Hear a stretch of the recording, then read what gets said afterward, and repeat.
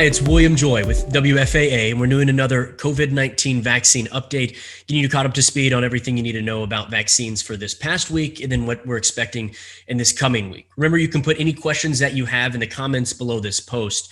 First off, I'll give you a quick outline of what we're going to talk about. So we're going to go over the current pace of vaccinations, how quickly we're vaccinating people. We'll talk about the guidance for people vaccinated, which just came out today. We'll also go over teachers getting vaccinated and then going over appointments. We've had a lot of questions from people about how to actually get an appointment to get vaccinated after you've registered. So first off, with the pace, both Texas and the country have picked up the pace a lot when it comes to vaccinations. So as a country, we're now doing more than 2 million vaccinations a day, 2.2 million vaccinations a day. That's both first and second shots combined. But that's a huge boost from what we've seen in the past, where our goal initially, remember just a couple of weeks ago, was 1 million a day.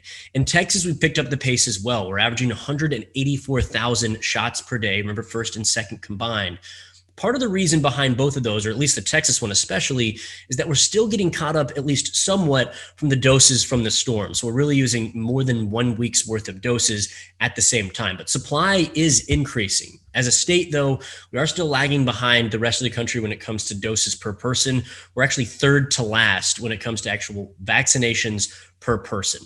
This week, Johnson & Johnson is clearing out their warehouses, sending us more than 200,000 doses, which is going to help a lot. But it also means that in the weeks to come, they're going to drop off a little bit until supply ramps back up. Fortunately, they've partnered with Merck to help supply. Across the country, more than 31 million people at this point have gotten both doses, which again is good news, but we're only about 10% of the way there. So we have a story on WFAA.com when it comes to the guidance for people with the CDC that just came out Monday. So you can go there and find more details as far as what you can do. But the headline is that fully vaccinated people can get together with other fully vaccinated people in a private setting like a home or something like that without distancing and without masks. Remember, this is just a small gathering, but you can take off the mask. You don't have to distance. So the example that the CDC director used today in this media briefing was, if you haven't seen your grandparents in a long time, you can get together with them and see them for the first time if you're both fully vaccinated. Or if there's a family or a group of people who haven't been vaccinated and those people don't have any risk conditions, meaning you're not going to take it home to somebody with asthma or heart issue or cancer. If those people don't have risk conditions, but the other people who are fully vaccinated, together they can meet and hang out. So for instance, if the grandparents are fully vaccinated, but you and your family haven't been and don't have any risk conditions, because you don't want to put anybody at risk, they can get together. The one part about the CDC recommendation that's getting a lot of attention is that they're still not asking people to travel. They're saying that traveling is kind of paralleling this increase of cases.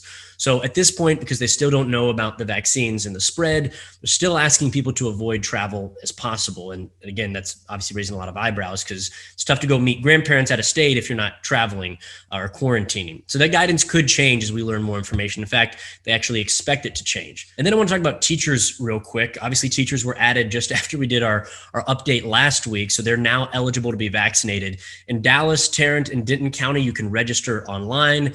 Tarrant is prioritizing teachers to a certain degree. Dallas says that they're going to focus on teachers in the 17 priority zip codes they have. And Denton County's plan, at least for now, is to continue to just go in the order that they actually had people sign up. Collin County froze their vaccine registration sign up back in early February 8th. So at this point, teachers in Collin County cannot actually sign up. You'll need to, go to a different county in the meantime.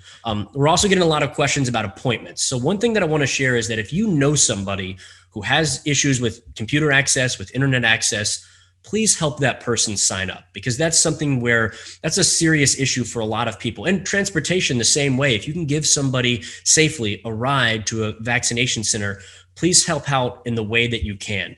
And beyond just these county sites, you can also sign up, as you may be aware, at groceries, at pharmacies, and there are even some sites, if you Google like vaccine searcher or vaccine finder, there are some sites that people have set up that'll help do some of that guesswork, that search work for you to help find an appointment. So that's all we've got this week. Remember, if you have any questions or comments, just put those below and we'll try to get to them next time. Thanks.